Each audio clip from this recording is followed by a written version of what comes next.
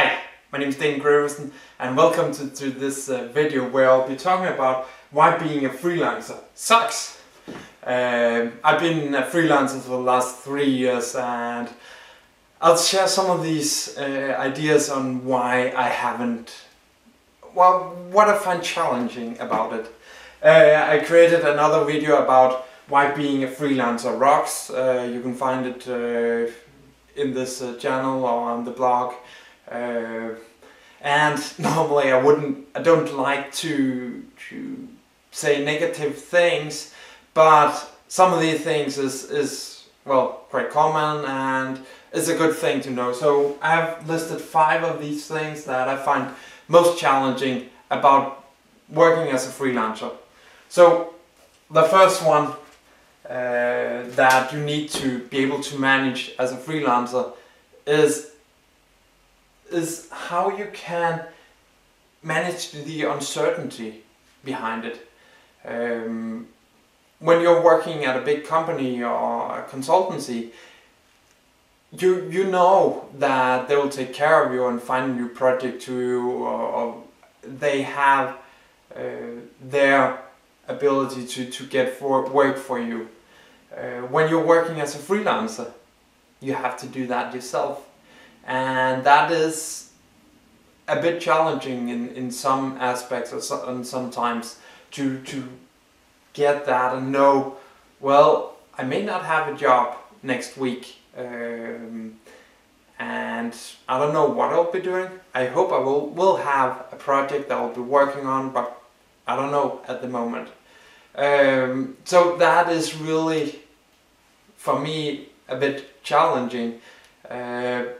But also something I get to learn and love, that, oh well, I don't know what's going to happen, and that just brings some extra spice. But if you don't know how to handle the uncertainty, then it's not a good idea to be a freelancer.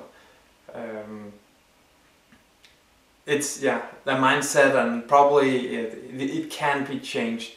And you just need to focus on some of the other things around it. But that's probably one of the biggest challenges about being a freelancer when you get the next paycheck.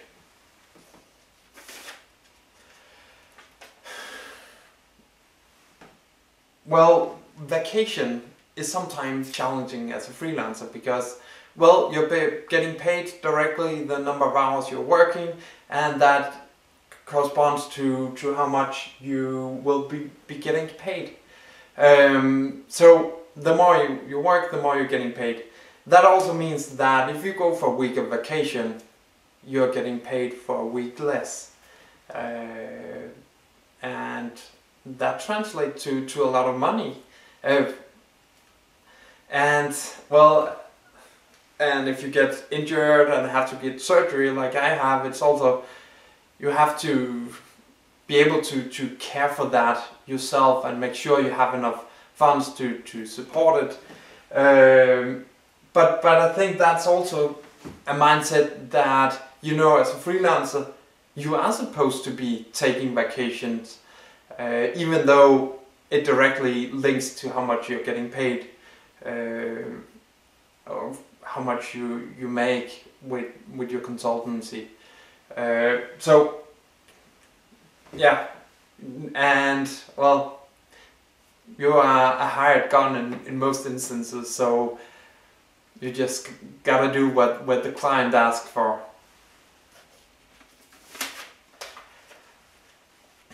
Another challenge I find is the administration behind this. Working with clients is not that big of a challenge. You do some time registration for them in their system in whatever way, and then you'll do some invoicing at the end of the month. Normally that isn't that difficult. The thing that I find most challenging is how to do all the bookkeeping, make sure I have all those things in place, and yeah, make sure the website and pay salary and all these kind of things that you don't have to worry about when you're working at a big company. Well, here in Denmark, the salary is changing, and some of the items is changing every year, and you need to know why these are like they are and what you can do about them. So that is really challenging and irritating in many instances to have this administration, and that's just some extra hours you have to work every week to make sure you can cover that. Though much of this administration can be outsourced to someone else, and I'm doing that, and bookkeeping is not my strong side, even though I'm working as a consultant with well, large enterprise software that creates yeah, bookkeeping software. But doing that for my business is too difficult for me to manage and make sure I'm doing it the right things, and also follow up with all the laws that's coming. Whenever you need a new project, you need to be able to sell yourself, and well, you have that whenever you're going to a job interview. To get your job, you have to be able to say, hire me because I am this strong and I can do all these kind of things. And well, it is a good thing, and to be able to do it always, and also whatever you want for a private life or whatever, the selling of yourself is something you need to be able to. But then again, well, I'm a developer, and what I normally do is work with IT systems and developing them, and they don't have this ability to read what I think or how I like them and stuff like that, like other people have. So it's a completely other mindset they have than my SAP system that I'm developing on. So you need to figure out a way to sell yourself in a way that is easy. I'm working, have a new video coming up also on some of these topics that might be helpful, so follow along in the blog and or the video channel. And the last one is, whenever you're on a project, you have the lowest rank there. Well, except for the trainees maybe. But a lot of times I've been out doing consulting where another company had hired me to help them in their project.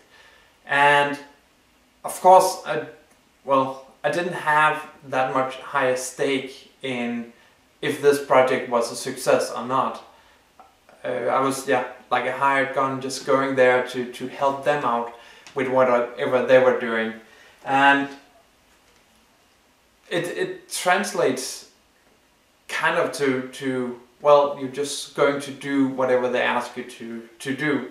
And if that may be something outside of your competency area or whatever you normally do, you just have to do it, and then say, okay, it's part of the uncertainty. Hopefully they'll like me better and hire me another time.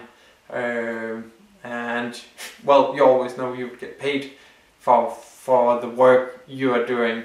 So I'd like to hear, what are your most challenging things about why it sucks to be a freelancer? Please post it in the comments below, and let's have a conversation about it. So until we meet in the next video about some of my insights to being a freelancer, please enjoy yourself. Goodbye.